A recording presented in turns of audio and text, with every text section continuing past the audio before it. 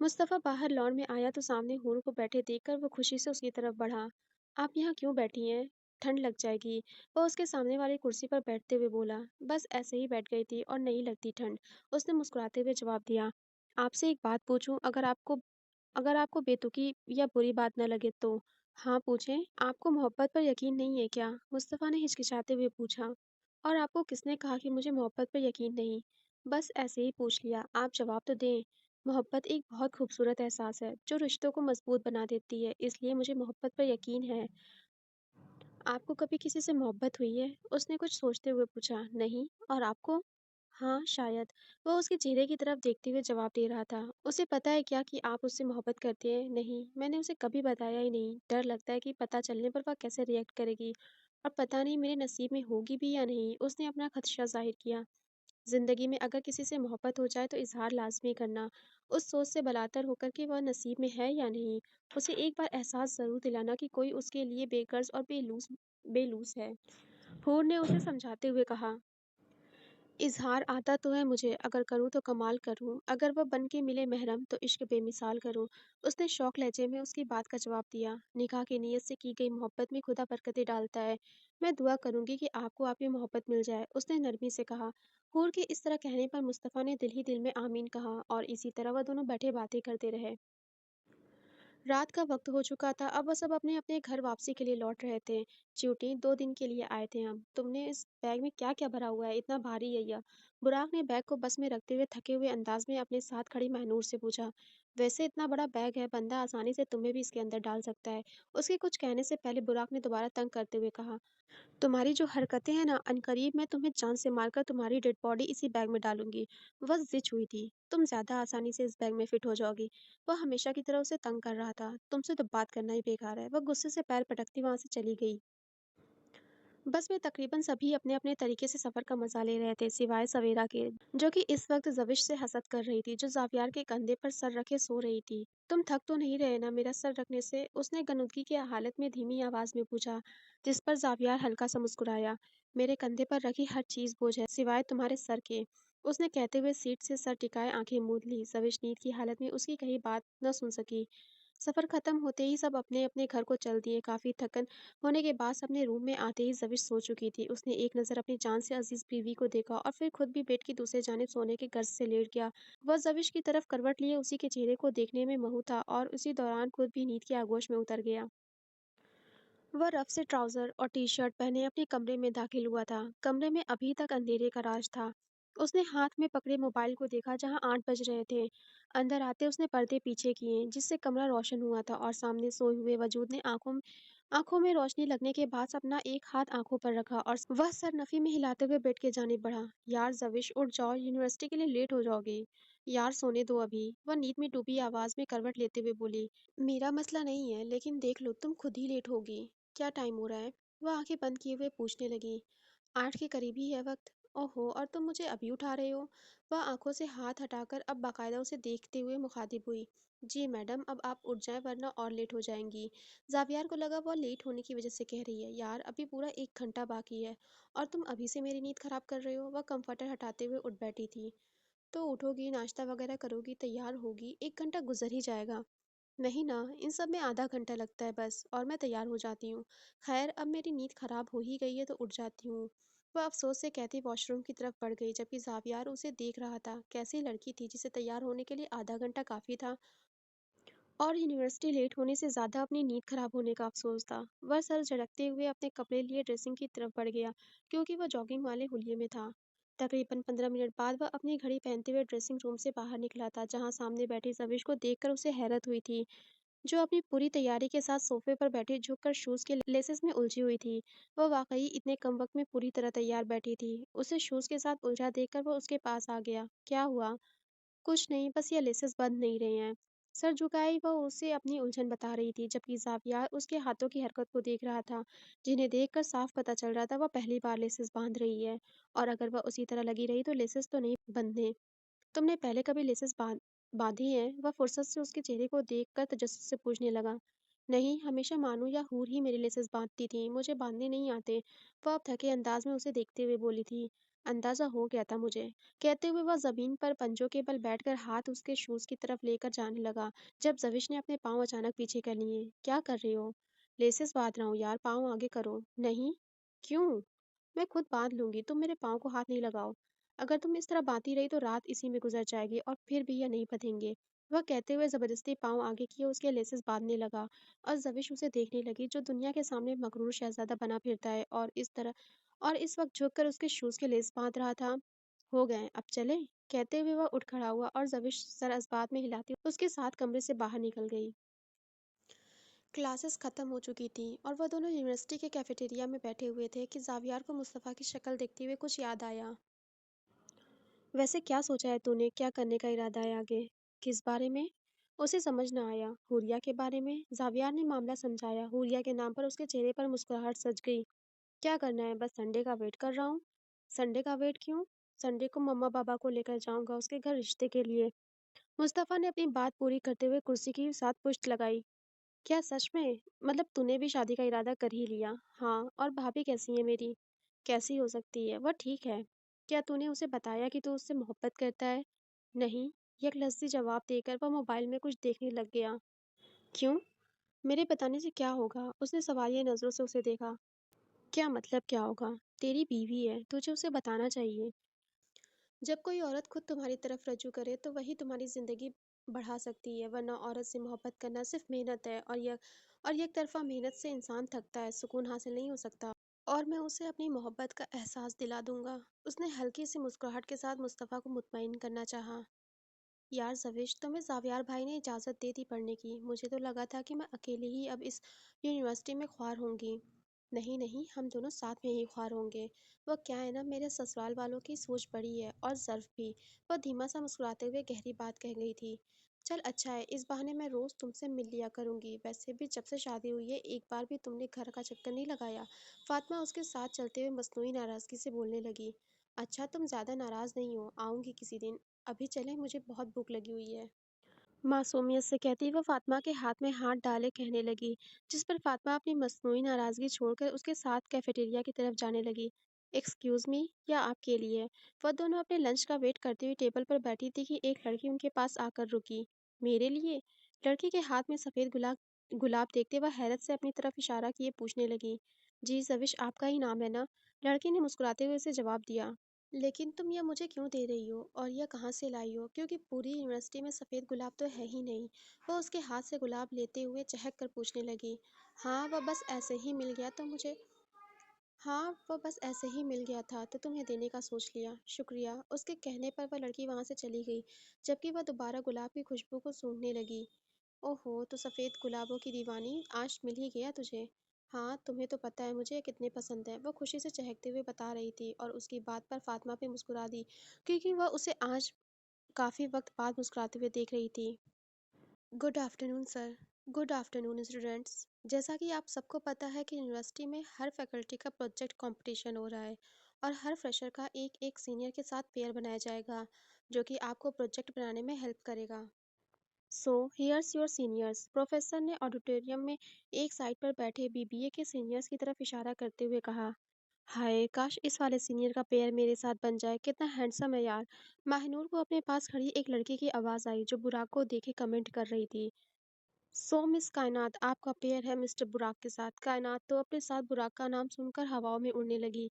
Miss Mahnoor, आपका pair है हसनैन के साथ। इस तरह प्रोफेसर ने बाकी सब स्टूडेंट्स के पेयर बनाए और सबको अच्छे से अपना प्रोजेक्ट बनाने की हिदायत देते हुए वहां से चले गए। हेलो, मैं हसनैन। उसने ऑडिटोरियम से बाहर निकलती हुई माहनूर के साथ चलते हुए कहा। हेलो। माहनूर ने रस्मन जवाब दिया। सो आप अभी फ्री हैं तो आ जाएं, हम प्रोजेक्ट पर काम करना शुरू करते हैं। ठीक है, चलिए। कहते हुए वह दोनों लाइब्रेरी की तरफ चल दिए। यह वाला आइडिया कैसा है? कायनात खुशी से लैपटॉप बुराक को दिखाते हुए बोली। हाँ ठीक है, बुराक ने बिना उसकी तरफ देखे जवाब दिया। उसकी नज़र सामने टेबल पर बैठी माहिनूर पर थी, जो कि हसनैन के साथ बैठी लैपटॉप में कुछ देखने में मसरूफ थी, और साथ साथ वह दोनों बातें भी कर रहे थे। उसके माथे पर बेशुमार पल पड़े जब उसने माहिनूर को हसनैन के साथ बैठे मुस्कुराते देखा। कल बनाते हैं प्रोजेक्ट हम, अभी मुझे ज़रूरी काम है। वह कहते हुए कायनात के जवाब का इंतजार किए बिना बैग उठाकर लाइब्रेरी से निकल गया, जबकि वह उसकी पुश्त ही देख सकती थी। उसे क्या हो गया अचानक? कायनात खुद में बड़बड़ाते हुए दोबारा लैपटॉप में मसरूफ हो गई। ज़विश यूनिवर्सिटी के गेट से बाहर निकली जहां सामने ज़ावियर ब्लैक पैंट और ब्लैक हुडी के ऊपर लेदर की जैकेट पहने गाड़ी के साथ पुश्त लगे मोबाइल में लगा हुआ था। ज़विश को देखते उसने मुस्कुराते हुए हाथ हवा में लहराया। उसके देखने के बाद वो चलती हुई उसकी तरफ आई। ज़ावियर की गाड़ी का गेट खोलने पर ज़विश ने एक नज़र उसे देखा और फिर बैठ गई। वह सामने देखते हुए गाड़ी चला रहा था जबकि ज़विश ने उसका पूरा मुआयना करते हुए पूछा, इतना तैयार होकर आने की क्या ज़रूरत थी? तैयार कहाँ हुआ हूँ यार, सिंपल सा तो हूँ। और मैं अपनी यूनिवर्सिटी से डायरेक्ट तुम्हें लेने आ गया। अच्छा, तो आप अपनी यूनिवर्सिटी इतना तैयार होकर जाते हैं, किसी को इम्प्रेस करने के लिए? वह अपना रुख ज़ावियर की तरफ करती हुई पूछ बैठी। मुझे किसी को इम्प्रेस करने की कोई ज़रूरत पेश नहीं आई कभी। गाड़ी को सिग्नल पर रुकते हुए उसने ज़विश का चेहरा देखते हुए जवाब दिया, लेकिन ज़विश की नज़र गाड़ी के बाहर किसी चीज़ पर मरकूज पाते देख वह जो जानने के गर्ज से पीछे पलटा जहाँ एक बच्चा गजरे हाथ में लिए बेचने के लिए खड़ा था। ज़ावियर ने एक नज़र दोबारा ज़विश को देखते हुए बच्चे को अपनी तरफ आने का इशारा किया। वह उससे गजरे खरीद के उसे पैसे देते दोबारा ज़विश की तरफ मुतवज्जो हुआ। हाथ लाओ। मैं? उसने हैरत से अपनी तरफ इशारा किया। नहीं, मैंने अपने लिए खरीदी है, मैं खुद पहनूंगा। उसने ज़विश की अकल पर मातम करते हुए कहा और उसका हाथ पकड़े अब गजरे पहनाने लगा। वह बिना नजरें झुकाए उसके चेहरे को देख रही थी। कोई कैसे किसी के दिल की बात बिना सुने समझ सकता है, जबकि कुछ लोग तो सुनने के बाद भी समझना नहीं चाहते हैं। अब इन फूलों की कीमत बढ़ गई है, ज़ाविया ने उसके हाथों को देखते प्यार भरे लहजे में कहा, जबकि वह बिना कुछ बोले सीधी होकर बैठी अब गाड़ी से बाहर देख रही थी। ज़ावियर भी दोबारा गाड़ी का स्टीयरिंग संभाल चुका था। बुराक लगातार गुस्से से अपने कमरे में चक्कर काट रहा था। तुम उसके साथ कैसे मुस्कुराते हुए बात कर सकती हो यार? वह खुद से कहते हुए गुस्से से अपने बालों में हाथ फेर रहा था। ये मुझे क्या हो रहा है? मुझे इतना बुरा क्यों लग रहा है? वह किसी से भी बात करे, किसी के साथ भी हंसे, मुझे क्यों फर्क पड़ रहा है? वह खुद अपनी हालत समझने से कासिर था। बुराक, कुछ नहीं हुआ, शावर ले और रेस्ट कर ले। आई थिंक यह थकन की वजह से हो रहा है। वह खुद को तसल्ली देते हुए शावर लेने चला गया। मोबाइल यूज़ करते हुए वह कमरे में दाखिल हुआ जहां सामने अपनी बीवी को गुलदस्ते के साथ मसरूफ पाया। वह सफ़ेद शलवार कमीज पहने, रंगों से भरा दुपट्टा और खुले बालों के साथ वह इस वक्त सफ़ेद गुलाब के मानिंद ही लग रही थी। उसका भरपूर जायजा लेने के बाद वह चलते हुए उसके पास आया। क्या कर रही हो? कुछ नहीं, यह गुलाब गुलदस्ते में लगा रही थी। सफ़ेद गुलाब गुलदस्ते में लगाने के बाद वह अब सीधी खड़ी हुई थी। हम्म, और तुम्हें यह कहाँ से मिल गया? तुम्हें पता है मुझे यह बहुत पसंद है, लेकिन यहाँ आसपास किसी जगह से नहीं मिलते और आज मुझे यह यूनिवर्सिटी में एक लड़की ने दिया। इसलिए मैंने सोचा इसे गुलदस्ते में लगा दिया जाए। ओह, आई सी। कुछ सोचते हुए उसने बस इतना ही जवाब दिया कि दरवाजे पर दस्तक होने लगी। मैं देखती हूँ कौन है। कहते हुए वह दरवाजे तक गई और दरवाज़ा खोला। वह ज़विश बेगम, नीचे आपके घर वाले आए हैं, इसलिए आपको बुलाने आ गई। अच्छा ठीक है, मैं आ रही हूँ, मुलाजमा को कहते हुए वह दोबारा कमरे में आई और अपना मोबाइल उठाकर नीचे की तरफ चल दी। मोबाइल में लगे वह सीढ़ियों से उतर रहा था जब कुछ आवाज़ों के आने से उसने सामने नज़र दौड़ाई जहां मायनूर हूर बैठी आयशे और जविश से बातें कर रही थी। बुराक, तुम भी आओ, हमें ज्वाइन करो, जाविया ने खुशदिली से कहा। अस्सलाम वालेकुम हुरिया, कैसी हैं आप? वह मायनूर को इग्नोर करते हुए हुरिया से पूछने लगा। वालेकुम अस्सलाम, मैं ठीक हूँ, तुम बताओ कैसे हो? मैं हमेशा की तरह ठीक हूँ, वह शौक लहजे में कहते हुए वहीं सोफे पर बैठ गया। इतने सज धज कर किधर जाने का इरादा था आपका? हुरिया ने उसकी तैयारी देखते हुए पूछा। भाई, मेरा देवर है। भई, मेरा देवर ही इतना प्यारा हल्का-सा तैयार हो जाए तो प्यारा लगता है। ज़विश ने उसकी साइड ली, जिस पर वह चिताती नज़रों से ज़ावियार को देखने लगा। कभी ये नज़र करम अपने शौहर पर भी कर दें। ज़ावियार ने धीमे लहजे में सरगोशीनुमा अंदाज़ में कहा। लहजे की जलन महसूस करती वह हल्का-सा हँसी थी। भाई, क्या बातें चल रही हैं? मेहताब साहब भी रेहाना बेगम के हमरा उनके साथ आकर बैठ गए। कुछ नहीं डैड, वह हुरिया यह कह रही थी कि उन्हें आज मम्मा के हाथ का खाना खाना है। बुराक ने अपनी हंसी दबाए दबाए सफाई से झूठ बोला। कितना झूठ बोलते हो? मैंने ऐसा कब कहा? हुरिया को हैरत का झटका लगा था। अरे भाई, तो इसमें कौन सी बड़ी बात है? मैं अपनी बेटियों के लिए खुद खाना बनाऊंगी। रेहाना बेगम ने मोहब्बत भरे लहजे में जवाब दिया। हुरिया बस बुराक को घूर कर रह गई, जो कि अपनी हंसी छिपाने में लगा हुआ था। बेटा, अम्मी अब्बू क्यों नहीं आए? उनको भी लेकर आते ना। मेहताब साहब मैनूर की तरफ मुतवज्जो हुए। अंकल, वह आ जाते, लेकिन बाबा को ऑफिस का कुछ काम था, इसलिए वह बिजी थे। चलो नेक्स्ट टाइम उन्हें भी लाजमी लाना। और खुद भी चक्कर लगाते रहना। मेहताब साहब के लहजे में मोहब्बत और अपनायत थी जिसे हुरिया और मैनूर ने दोनों ने महसूस किया था। और इसी तरह सब बैठे आपस में गुफ्तगू कर रहे थे। गुफ्तगू के दौरान भी बुराक ने मैनूर को पूरी तरह इग्नोर किया था। और फिर खाना भी अच्छे माहौल में खाया गया था और एक अच्छा वक्त गुजरने के बाद वह दोनों घर लौट गई थी। वह चाय के कप थामे कमरे में दाखिल हुआ था और हमेशा की तरह जविश को बालकनी में रखे झूले पर बैठा पाया। इतना नहीं देखो, बेचारे को नजर लग जाएगी। चाय का कप उसे थमाते हुए उसके साथ बैठ गया। मोहब्बत करने वालों को नजर नहीं लगती। उसने जावियार की नॉलेज में इजाफा किया। तो क्या तुम्हें चांद से मोहब्बत है? उसने जलन वाली नजर चांद पर डालते हुए पूछा। हाँ, मैं चांद से मोहब्बत करती हूँ। मैं भी। वह मोह- वह मबहूत सा उसके चेहरे को देखते हुए बेख्तियार बोला, क्या? कुछ नहीं, चाय बताओ कैसी बनी है? उसने बात बदलनी चाहिए। तुमने खुद बनाई है क्या? हाँ, मैंने खुद बनाई है, अपने और तुम्हारे लिए। वैसे मैं बनाता नहीं, तुम पी के बताओ कैसी बनी है। मुझे सब कहते हैं कि अच्छी बनाता हूँ। वैसे तुमने जायका चखा हुआ है मेरे चाय का। इस बात पर जविश को अपनी माजी में गुजरी वह दागदार रात याद आ गई, जिसने उसकी पूरी जिंदगी बदल दी, जिसके बाद उसने बहुत अजीज रिश्ते खोए। ये सब सोचते हुए उसकी आंखों में नमी आ गई। सॉरी, वह उसकी आंखों की नमी देखते हुए बोला। किस लिए सॉरी बोल रहे हो तुम? वह नम आंखों के साथ मुस्कुराते हुए उसे देखने लगी। ज़ावियार उसकी आँखों में नमी देखकर तड़प उठा था, और फिर उसका ये लहज़ा, वो चाहता था कि वह उसे अपने दिल का हाल सुनाए, जो अज़ियत उसके दिल में है, वह खुद उसे बताए, उसे अपने गमों में शरीक करे। लेकिन उसकी यह मुस्कुराहट उसे अज़ियत दे रही थी, वह आँखों में नमी लिए हँस रही थी, वह अच्छा नहीं कर रही थी। ज़िंदगी की तस्वीर में अरसा दराज से एक लड़की खुद को सताए जा रही थी, यानी मुस्कुराए जा रही थी। तुम्हें एक मज़े की बात बताता हूँ। ज़ावियार से मज़ीद उसके आंसू बर्दाश्त नहीं हो रहे थे, इसलिए उसने टॉपिक बदलते हुए उसका ध्यान बटाया। हाँ, बताओ। वह नॉर्मल हुई थी। मुस्तफ़ा हुर को पसंद करता है और उससे शादी करना चाहता है, इसलिए वह संडे को अपनी फैमिली को लेकर वहाँ जाएगा। सच्ची? जविश ने खुशी से चहकते हुए पूछा। हाँ, यह तो बहुत अच्छी बात है। हुर की शादी होगी, फिर मैं बहुत सारा एंजॉय करूंगी। नए नए कपड़े पहनूंगी, मज़ा आएगा। नए नए कपड़े तो तुम अब भी पहन सकती हो यार। हाँ, लेकिन घर में कौन पहन के घूमता है? और फिर घर में पहनने का फ़ायदा भी तो नहीं होता ना। कोई तारीफ़ ही नहीं करता। उसने बेबसी से अपनी वजह बताई। ओह! तो सारा मसला तारीफ़ का है। ज़ाविया ने समझने वाले अंदाज़ में कहा। हाँ ना, अब बंदा इतना तैयार हो और कोई तारीफ़ ना करे तो बुरा लगता है ना। मैं करूँगा तुम्हारी तारीफ़। ज़ाविया ने उसके मसले का हल बताया। कितनी तारीफ़ करोगे तुम? इतनी सारी। यह कहते हुए ज़ाविया ने अपने दोनों हाथ फैलाए, जिस पर वह खुलकर हँसी थी, और ज़ावियार उसकी हँसी को देखता मज़ीद पुरसुकून हो गया था। उसके लिए ज़विश की मुस्कुराहट से बढ़कर दुनिया की कोई शय न थी। वह उसके चेहरे पर मुस्कुराहट लाने के लिए किसी भी हद तक जा सकता था। दोपहर का वक्त था जब जविश किचन में खड़ी रोटियां पका रही थी और साथ साथ सालन पर भी नजर रखी हुई थी।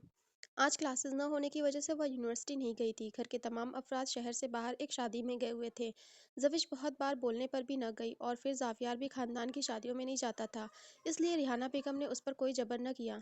शादी के बाद आज पहला दिन था जब वह किचन में खड़ी खुद खाना बना रही थी, क्योंकि अमूमन रिहाना बेगम खुद खाना बनाती थी और उनकी गैर मौजूदगी में मुलाजमा बना देती थी, लेकिन जविश ने तमाम मुलाजमीन को छुट्टी दे दी थी।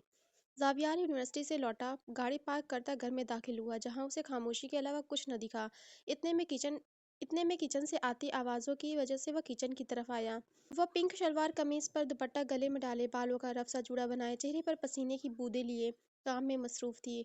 जाविया ने पहली बार उसे इस रूप में देखा था, जिसमें उसे अपनी महबूब बीवी शहजादी लग रही थी। जूड़े से कुछ आवारा लटें निकलकर बाहर आ रही थी, जिन्हें वह झुंझलाते हुए पीछे कर रही थी। मुझको ये गर्दिश अयाम नहीं छोड़ती, वरना मैं आऊं तुझे प्यार करूं, तेरे बाल संवारूं। इस मशरकी रूप में वह जावियार को दुनिया की सबसे खूबसूरत औरत लग रही थी। न जाने कितने ही अरमान उसके दिल में जाग उठे थे। वह उन सब अरमानों पर फातिहा पढ़ते किचन के अंदर बढ़ा था। तुम किचन में क्या कर रही हो, और मुलाजिम कहाँ हैं सारे? वह उन सबको वह उन सबको मैंने छुट्टी दे दी। लेकिन क्यों? क्योंकि मेरा दिल कर रहा था, उसने कंधे उचकाए जवाब दिया। लेकिन तुम खुद क्यों कुकिंग कर रही हो? वह मेरा दिल कर रहा था खुद कुकिंग करूं, इसलिए सबको छुट्टी दे दी। उसने तवे पर रोटी डालते हुए कहा। यार, तुम तो बिल्कुल गोल रोटी बना रही हो। वह वहीं उसके साथ खड़ा हुआ, अब बातें कर रहा था। इस बात पर जविश ने एक नज़र उसको देखकर मुस्कुराते हुए हाथ पीछे किया था, कि हाथ गर्म तवे से लगा, जिस पर बरवक्त उसने पीछे कर लिया था। आह! हाथ की जलन पर वह सिसकी थी। यार, क्या करती हो तुम? देख के काम करती ना। वह परेशानी से कहता उसका हाथ पकड़े किचन से बाहर ले आया था, और टेबल पे बैठाते अब बॉक्स से पट्टी निकाले हाथों पे लगा रहा था। इतना भी नहीं जला यार जो तुम पट्टी लगा रहे हो।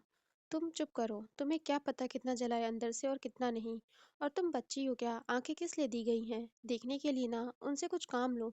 वह गुस्से और परेशानी की मिली-जुली कैफियत में बोलता उसकी कलाई पर दवाई लगाकर अब सनी प्लास्ट लगा रहा था। ज़विश उसके चेहरे को देखने में मसरूफ़ थी, जहाँ परेशानी और तकलीफ़ वाज़िह थी। उसके वालिद के बाद यह पहला आदमी था जो उसकी इतनी छोटी-सी चोट पर इतना परेशान हो रहा था, जो उसकी तकलीफ़ को अपनी तकलीफ़ समझ रहा था। दर्द ज़्यादा तो नहीं हो रहा? पट्टी करने के बाद वह उसका हाथ अपने हाथ में लिए बेचैनी से पूछ रहा था। नहीं, जवाब देते वह खामोशी से उसके चेहरे पर नज़र जमाए बैठी थी। उसे अपने लिए किसी की इतनी परवाह और बेचैनी देखकर अच्छा लग रहा था, लेकिन वह तो इंसानियत के नाते कर रहा है, क्योंकि उसे तो कोई और पसंद है ना।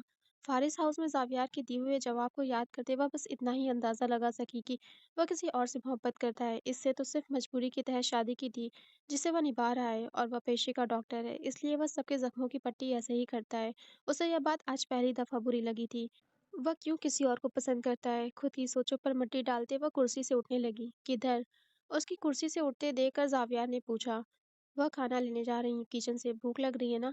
तुम बैठो यहाँ मैं खुद ले आता हूँ। वह यह कहते हुए वह किचन से खाना लेकर आया। मेरे लिए नहीं लाए? वह एक प्लेट में रखे खाने को देखकर पूछने लगी। एक प्लेट कम है क्या? ज़ावियार को उसकी बात समझ न आई थी। यह तो तुम्हारी प्लेट है ना, मेरी कहाँ है? इतने मासूमियत भरे लहजे में कहती वह उसे बहुत प्यारी लगी थी। वह हल्का सा मुस्कुराते हुए निवाले बनाने लगा और बनाने के बाद निवाला जविश के मुंह के सामने किया, जिस पर उसने सवालिया नजरों से देखा। देखो बेगम, एक ही प्लेट से खाएंगे हम। दूसरी बात कि आपके हाथ पर लगी हुई है, इसलिए मेरे हाथ से खाइए। इतनी भी नहीं लगी हुई यार, मैं खुद खा लूंगी। उसके हाथ से निवाला खाते हुए वह बोली थी। फिर भी खा लो मेरे हाथों से, मैंने आज तक किसी को अपने हाथ से नहीं खिलाया। अच्छा तुम खुद भी खाओ। कैसा बनाए? वह बहुत अच्छा पकाती थी और उसके चखने पर उम्मीद भरी नजरों से देख रही थी। लेकिन इसे जिज करने के लिए वह कुछ न बोला, जिस पर जविश ने हल्का सा मुंह बनाया। उसकी यह अदा उसे बहुत प्यारी लगती थी, लेकिन चेहरे पर आने वाली मुस्कुराहट को वह छिपा गया। मेरी बेगम ने अपने हाथों से बनाया है, तो मज़ेदार तो बनना ही था। वह दिल से उसकी तारीफ़ कर रहा था और इस तारीफ़ पर वह बिल्कुल ऐसे ही खुश हुई, जैसे कोई बड़ा इनाम जीत लिया हो।